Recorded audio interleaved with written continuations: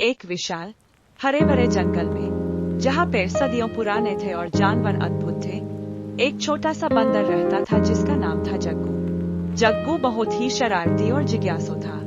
एक दिन जंगल की गहरी छाव में उसे एक चमत्कारी पेड़ दिखाई दिया जिस पर सुनहरे फल लगे थे। यह पेड़ इतना चमकदार था कि उसकी चमक दूर दूर तक फैल रही थी।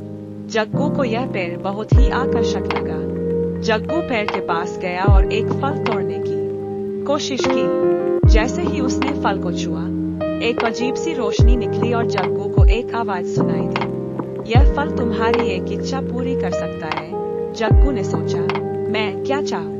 उसने अपने दोस्तों अन्य बंदरों को देखा जो भूखे और थके हुए थे।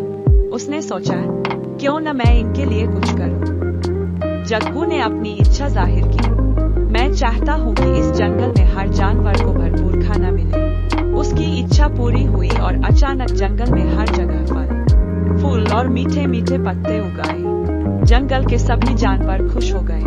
शेर, हिरन, चीता, सभी ने जग्गू को धन्यवाद दिया। लेकिन जल्द ही एक बड़ी समस्या आ गई। जंगल में भीषण सूखा पड़ गया। नदी सूख गई, पेड़ मुरझाने लगे और जानवरों को प्यास और भूख से जूझना पड़ा।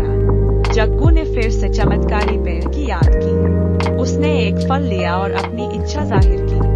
मैं चाहता हूँ कि जंगल में फिर से पानी आए और पेड़ हरे भरे हो जाएं। जैसे ही उसने यह कहा, आसमान में काले बादल छा गए और जंगल में जोरदार बारिश होने लगी। नदी फिर से बहने लगी और पेड़ों की प्यास बुझ गई। जंगल फिर से हरा भरा हो गया।